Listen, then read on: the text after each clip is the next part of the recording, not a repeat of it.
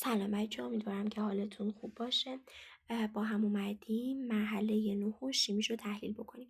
یک نمونه 80 گرمی از فلز روی با خلوص 32.5 رو در مجاورت با مقدار منیزیم 4 اکسید قرار میدیم تا بر اساس معادله موازنه نشده به طور کامل مصرف بشه. چند گرم لیتیوم اکسید به روی اکسید اضافه بکنیم، درصد جمعی روی اکسید بشه 81%. خب اولا این واکنش رو موازنه میکنیم، یه 1/این میذاریم، یه 2/این میذاریم و بقیهشون 1 میخوام. 32.5% ضرب در 80 گرم تقسیم بر 65 گرم. 65 به اضافه 16 میشه 81 گرم، روی اکسیدمون 81 گرمه. بعد مقداری که به دست میاد رو به دست بیاریم، بذارید اینهاش 32.5 با 65 به 2 ساده میشه. اینجا در واقع 40% یا 14 داریم. 81 ضرب در 14 به اضافه جرم لیتیوم اکسیدمون تقسیم بر به اضافه اینجا میشه 4 1 4 تا 4 8 32 تا به اضافه چقدر؟ به اضافه جرم در واقع لیتیوم اکسیدمون میشه 81%. این 81 رو با این میزنیم میشه 40 مساوی میشه با 32.4 به اضافه x و در واقع میشه چقدر؟ 7.6 گزینه 1. کدوم مورد در رابطه با x 15 و y 9 درسته؟ خب طبیعتا بچه y 9 همون میشه فلور و x 15 همون میشه چقدر؟ فسفر. در نقشه پتانسیل الکتروستاتیک ترکیب دوتایی وای و هیدروژن، اتم وای با رنگ آبی مشخص میشه بچه‌ها. اونی که الکترون یعنی در واقع بار جزئی منفی داشته باشه و تراکم بار الکتریکی روش بیشتر باشه قرمز رنگه، پس این قرمزه و اشتباهه. بعد میگه ساختار مولکول حاصل از اتم های فلان همانند مولکول مسطحه بچه‌ها، به خاطر اینکه در واقع روی ایکسمون ما جفت الکترون ناپیوندی داریم، مسطح نیست و حالت چی میشه؟ حالت آمونیاک میشه دیگه. نگاه کنید این جفت الکترون ناپیوندی داره، قطبیه و در میدان الکتریکی جهتگیری میکنه و ساختارش هم مسطح نیست. میاد میگه یک نمونه عنصر وای از مولکول‌های دو اتمی جور هسته و ناقطبی ساخته شده. بچه‌ها راست میگه دیگه، یک نمونه عنصر وای میشه F2 و به خاطر اینکه جور هسته است ناقطبی و به صورت یک نواخت الکترون ها چیز شدن. مولکول XH3 یعنی در واقع pH3 دیگه، همانند مولکول متان ناقطبی. بچه‌ها pH3 برخلاف متان قطبیه، به خاطر اینکه این شکلی میشه دیگه. دوتا جفت الکترون ناپیوندی اینجاش داره. میگه کدوم مطلب زیر نادرسته؟ در دو مولکول آب و آمونیاک تراکم با الکتریک منفی بر روی اتم مرکزی بیشتر از سایر اتم هاست. درسته. برخلاف یخ همه اتم های سوزنده توسط پیوند اشتراکی به یکدیگر متصل میشن. چون سیلیس در واقع جامد کوالانسی، ما میدونستیم که این جامدهای کوالانسی در واقع ساختار به هم پیوسته و قوله‌آسا تشکیل میدن، همه اتم هاشون با هم پیوند اشتراکی به وصل میشن. درسته. نقطه جوش مواد مولکولی بچا، این چیزی که گفته به جفت الکترون پیوندی و ناپیوندی، ما میدونیم که این واسه چیه؟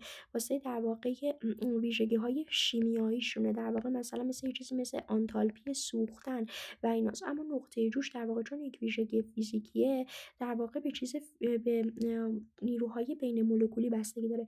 اگر اتم‌هاش مولکول کلروفرم رو با کلور جایگزین بکنیم، درسته دوباره گشت بر دو قطبی کاهش پیدا می‌کنه. چرا؟ چون در واقع CH3 کلروفرممون میشه کربن تتراکلورید و کربن تتراکلورید توی میدان الکتریکی جهتگیری نمی‌کنه و ناقطبیه. 69 کدوم مورد از عبارت‌های داده شده درسته؟ در تمایز حالت فیزیکی اشاره یونی استفاده شده در نگاه خورشید همانند یک نمونه از یود بچه. درسته. شعار یونی استفاده شده همون سدیم کلریده در دمای اتاق چیه؟ سدیم کلریدمون حالت جامد داره دیگه. یود هم که بچه‌ها از شیمی دهم یادمون هست که در دمای اتاق حالت جامد داره. در نگاه خورشید از یک ترکیب حاوی مولکول‌های مجزا برای جذب گرمای خورشید استفاده میشه. بچه‌ها اون ترکیبی که برای جذب گرمای خورشید استفاده میشه سدیم کلریده، اونی که حاوی مولکول‌های مجزا بود شاره آ نبود، اون آب بود. اوکی، پس این اشتباهه.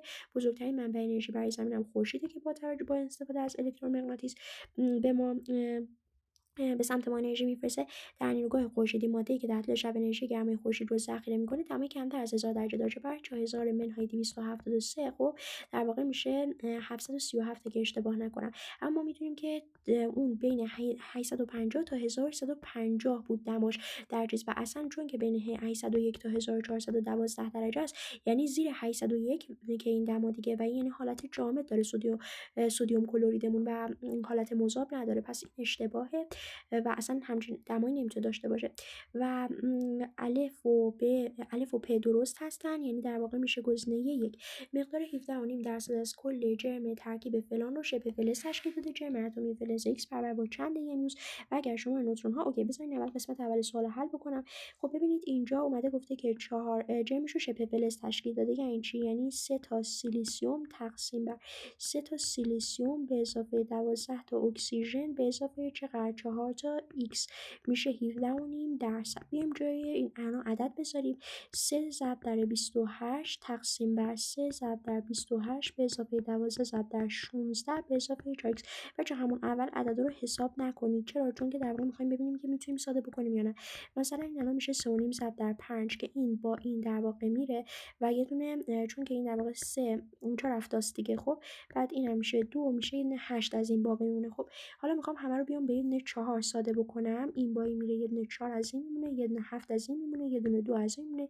در واقع میشه همین 20 ازش میمونه. این میشه 6 ضرب در 20 میشه 120 مساوی با 21 به اضافه 48 به اضافه x مون از اینجا در میاد چقدر؟ از اینجا در میاد 51. پس یعنی بچه‌ها یا گزینه 1 یا گزینه یا گزینه 2. از طرفی میگه که شمار نوترون ها در این اتم 2 تا در واقع چیه از این اتم این عنصر 3 واحد بیشتر از شمار پروتون ها باشه. اوکی، پس یعنی پروتون به اضافه 3 شده چی؟ شمار نوترون ها. خب بعد اگر که من اینجا x رو بنویسم، اومده گفته شمار گروه عنصر x چند برابر شمار چیزه. خب اولا ما بعد از جرمش به این عدد برسیم دیگه، در واقع به شمار گروهش برسیم که در واقع با تعداد پروتون اینجا نه یه دقیقه وایسین. اول چیزشو پیدا کنیم بعد بریم به شمار گروهش برسیم. اوکی. خب اول 2 پی به اضافه 3 که در واقع عدد جرمش باشه مساوی شده با 51 اینجا. پس پروتونمون میشه 24. بچه‌ها این در واقع چی بوده؟ کروم 24 بوده. کروم 24 بچه‌ها گروهش چنده؟ 2 به اضافه 4 میشه 6. ما میدونیم که در دوره حالا چهارممون واسه اونایی که می‌خوایم واسطه ها رو که به دست بیاریم، یه راهی بهتون بگم. اسکاندیوم 21 مس چقدر 29. اگر این دوتا عدد رو با هم جمع بکنیم در واقع شماره گروهش به دست میاد. این یعنی اسکاندیوم گروه 3 و مس گروه 11. حالا کروم 24 گروه چنده؟ کروم 24 این وسط گروه 6. خب 2 به اضافه 4 میشه 6. بعد گروه فروان‌ترین فلز اصلی. فروان‌ترین فلز اصلی چیه؟ آهن، اکسیژن، سیلیسیوم، منیزیم دیگه. خب منیزیم بچه‌ها گروه چنده؟ گروه 2. حالا میگه که چند برابر این 6 بود، این 2 3 برابر گزینه 1. خب 71 مخلوطی از ساده‌ترین عضو خانواده آلکن ها و اکسیژن. بچه اومده گفته که جرقه زدیم کلش سوخته هیچی باقی نمونده. پس میفهمیم که در واقع با نسبت مولیشون ما ریخته بودیم توی این. اوکی، سن دوم O2.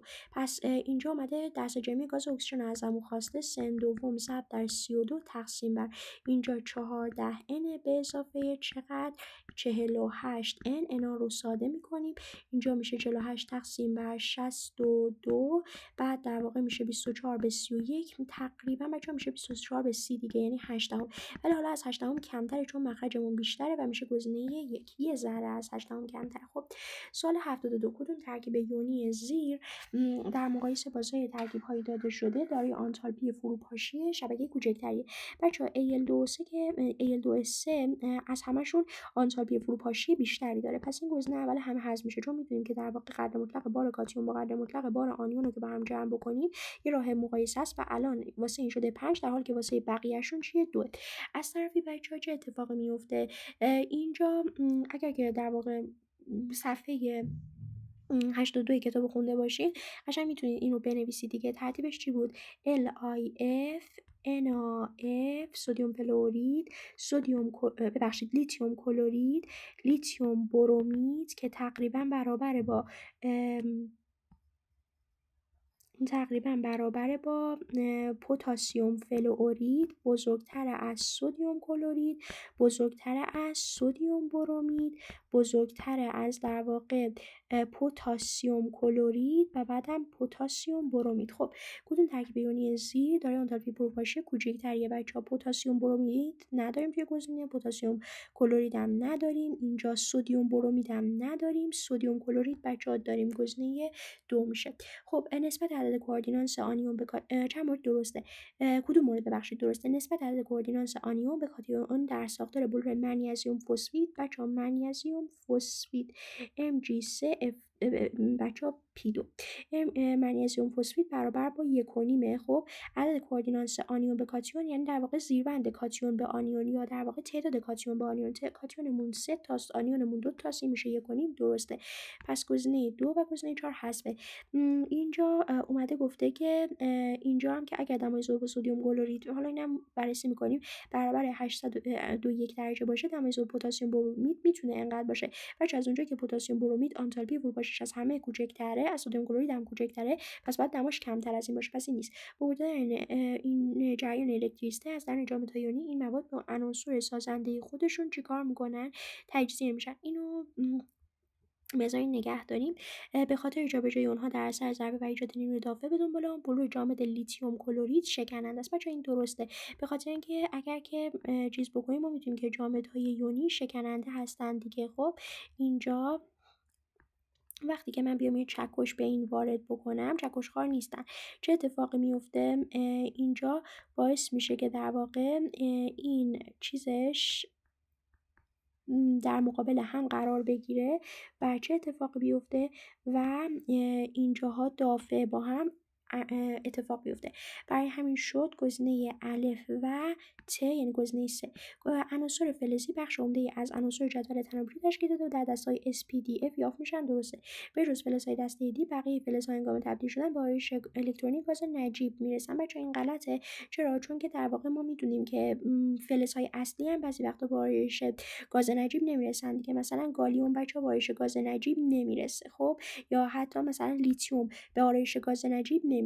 بیرونی ترین زیرلای الکترونی در ساختار نیتینول، بچه‌ها نیتینول نیکل و تیتانیوم بود دیگه. خب حالا میدونیم که این نیکل و تیتانیوم به خاطر اینکه در واقع جزء اون فلزات استثنایی دسته، خب بچه‌ها از اونجایی که نیکل و تیتانیوم جزء اون فلزهای استثنایی دوره 4 نبودن، یعنی خب طبیعتا کروم و چیز بودن دیگه، مس بودن که استثنا بودن و آخرش 4s1 بود به جای 4s2. این دوتا آخرین زیرلایه‌شون یعنی 4s2 و مشابه همه درسته.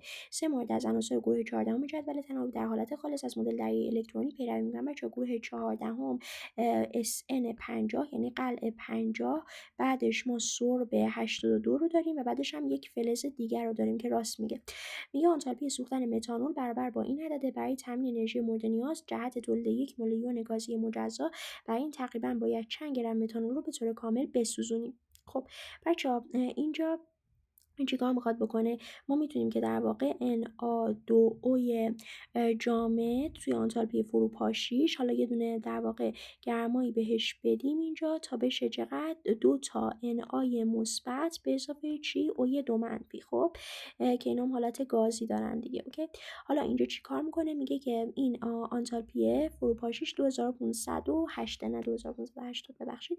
خب چیزی که هست اینه که میخواد ما 1 میلیون گازی از اینو داشته باشیم. پس ضریب 1/3 اومده در این ضرب کرده. خب تا در واقع این بشه یک دیگه، اینم 1/3. خب حالا چیزی که هست اینه که میگه که چقدر انرژی چقدر لازمه دیگه، یعنی در واقع x مول از چیزو بیایم بسوزونیم، متانول رو بسوزونیم تا انرژی مورد نیاز برای 2508 سوم رو به همون بده. خب چیکارش بکنیم؟ بیایم در واقع یه راهی پیدا کنیم که اینو ساده بکنیم دیگه. بعدم اینو باید چیکار کنیم؟ این ایکسی که به دست میاریم و ضرب در واقع 32 بکنیم دیگه، یعنی جرم مولی متانول CH3OH 12 و 3 15 15 و 16 31 31 و 1 32 گرمه دیگه. بعد میگه که اینو بعد ضرب در 32 گرم بکنید. 2508 3 ضرب در 729 و 6 دهم ضرب در 32 اینجا برابر با x. خب بچه‌ها ببینید 129 و 6 دهم به نظر میاد که در واقع به 8 ساده بشه. بذارین امتحان بکنیم. 9 8 تا 72 تا منها اینجا. خب اینجا 901 و 2 دهم اگر که من بذارم 1 2 8 تا 16 تا تو 8 16 6 داریم 1 8 1 8 1 9 تا راست میگه 901 و 2 دهم میشه. خب به 8 این شد 901 و 2 دهم، اینم به 8 میشه 4. خب بعد 901 و 2 دهم دوباره فکر میکنم که به 4 هم ساده بشه. 4 2 تا میشه 80 تا، اینجا 101 کیه، بعد میشه 25 تا که 100 تا بشه 1 و 2 دهم بشه 3 تا، یعنی میشه 225 و 3 دهم. خب اینجا 225 و 3 دهم. خب الان در واقع میشه 2508 تقسیم بر 3 تا 9 تا 3 5 تا 5 تا 5 داریم 1 3 تا 6 تا 1 7 تا 3 2 تا 6 تا. خب الان چقدر در میاد بچه؟ این یه حدود 40 گرم، از 40 گرم کمتره دیگه از عددی که داریم الان. یه دقیقه بچه، این با یه جایی اینجا اشتباه کردم، کیلوژول به مول، اینم که کیلوژول به مول بود. بعدش این اومدیم چیز کردیم، ضرب در 32 کردیم، اینا رو با 8 ساده کردیم. اینو که به این یه دونه 4 ازش موند، این ازش موند چقدر؟ بچه این ازش میمونه 90 و 12 صدم، برای همین میشه 22 و 53. برای همین الان این 67 و 59 صدم. اوکی، بعد 67 و 59 صدم تقریبا اگر که اینو بگیم 40، ببینید اینو فرض کن 67 و 6 دهم باشه، 6 4 تا 24 تا 4 داریم 2 4 7 تا 28 تا و 2 تا 30 تا 0 داریم 3 4 6 تا 24 تا 3 تا 27 تا. خب این باید برسه به این عدده، پس از 40 کمتره. عددی که یه ذره از 40 کمتر باشه اینجا 36 و 6 دهمه. خب وزنه 2 میشه 76. در یک آلیاژ فلزی شمار اتم های آلومینیوم 6 برابر شمار اتم های چیه؟ یعنی در واقع N آلومینیوممون برابر 6 تا N تیتانیوممونه. خب برای تهیه تیتانیوم موجود در یک نمونه یه 840 گرمی از این آلیاژ باید چند گرم تیتانیوم 4 اکسید رو، یعنی TiO2 رو، به TiO2 تیتانیوم آیوی اکسید مذاب رو برکافت کنیم. ببخشید. خب ببینید اینجا ما میتونیم که جرم مولی این چقدر؟ 48 به اضافه 32 در واقع میشه 80 گرم و اینجا تیتانیوممون چقدره؟ 48 گرم. خب حالا ببینید در واقع ما میتونیم که اینجا میایم درصد جرمی تیتانیوم رو پیدا میکنیم. خب حالا چه کار باید بکنیم؟ ببین میایم میگیم که در واقع 48 تا، اینجا هم 6 تا N تیتانیوم، یعنی اینا رو برابر با 1 میذارم دیگه، 6 هم ضرب در 27 به اضافه چقدر میکنم؟ 48. 48 رو به 6 ساده میکنم میشه 8، این 6 اینم 8. 8 و 27 میشه 35، اینم 8. بعد میام مساوی قرار میدم با چی؟ مساوی قرار میدم با 840 دیگه. میخوام ببینم چقدر تیتانیوم داره. خب این بچه‌ها در واقع چقدر؟ 70 ضرب در 12 این میشه 2 2 ضرب در 12 24 24 ضرب در 8 خب مساوی میشه با x. خب حالا اینجا 24 ضرب در 8، پس اینجا بیایم اینو با این ساده بکنیم میشه 2 میشه 4 4 ضرب در 80 320 گزینه 2. خب اگر فرمول شیمیایی اسکاندیوم آزید به صورت فلان باشه، نسبت شمار اتم ها به شمار عنصرها در ساختار سدیم سیلیکات، بچه سدیم سیلیکات چی میشه؟ Na4 SiO4. خب نسبت شمار اتم ها 4 و 1 5 5 و 4 در واقع میشه چی؟ 5 و 4 9 به شمار عنصرها. عنصرهاش چند تا؟ 3 تاست. خب یعنی این نسبتمون 3 در میاد دیگه. در پتاسیم آزید بچه این می‌خواسته به ما بگه که در واقع N3 1 منفی میشه پتاسیم آزید، میشه آزیدمون دیگه. چون اسکاندیوم خودش چیه؟ 3 مثبت دیگه. میدونیم که بیاد زیربند این بیاد زیربند این، زیربند آنیون یعنی بار آنیون بشه زیربند کاتیون، بار کاتیون زیربند آنیون و این شکلی به دست میاد. خب حالا میاد میگه که چند برابر مقدار این نسبت در پتاسیم آزیده. پتاسیم آزید بچه چیه؟ کاهنساست دیگه. میگه که نسبت شمار اتم هامون 3 و 1 4 تا به شمار عنصر هامون که 2 تاست، این میشه 2 تا دیگه. 3 دوم بچه میشه چقدر؟ 1 کنیم گزینه 1. 78 در عنصر X با عدد اتمی کمتر از 36 تعداد الکترون هایی با L مساوی با 0 و L مساوی با 1 با یکدیگه برابر. مثلا من رنگمو عوض بکنم این رنگ خوشگله. خب ببینید بچه‌ها، در واقع 1S2 میایم دو چند تا حالت می‌نویسیم تا به این برسیم دیگه. 1S2 2S2 2P2. خب این اولین حالتی که بهش رسیدیم. 1S2 2S2 2P 6 3S2. اینم یه حالت دیگه. بچه‌ها میدونیم که در واقع گفته کمتر از 36، ولی من الان اینو بنویسم در واقع اضافه تر بکنم اینجا یه دونه 3P6 بعدی وجود نداره. چون 3P6 بعد میشه 4S2، بعد اینجا باید یه 3D بذارم و بعدش دوباره میشه 4P6 و دیگه چنین حالتی جلوتر قرار نیست به وجود بیاد. اوکی، پس این دوتا رو فقط داریم. این چیه؟ 2 2 4 4 2 8. این بچه‌ها اکسیژنمونه، اکسیژن 8. و این چیه؟ 2 2 4 4 و 6 10 10 و 2 12. منیزیم بچه‌ها چند؟ 12. خب اینجا نگاه کنین چگالی بار یون پایداران از چگالی بار یون فلورید بیشتره. بچه‌ها اول اینکه اوی 2 منفی چگالی بارش نسبت به یون فلورید 1 منفی بیشتره. چرا؟ چون در واقع اینجا در واقع خود ما میدونیم که شعاع نسبت به در واقع بار توی آنیونا اهمیت بیشتری داره. ببخشید، بار نسبت به شعاع اهمیت بیشتری داره و الان هم اوی 2 منفی در واقع این 2 منفیه، این 1 منفیه و پس میفهمیم که این چگالی بار بیشتری نسبت به فلوری منفی داره، ایون فلوری داره. خب و از طرفی منیزیم چی میگه که منیزیم چگالی بار یون پایدار آن. خب منیزیم هم میشه منیزیم 2 مثبت که در واقع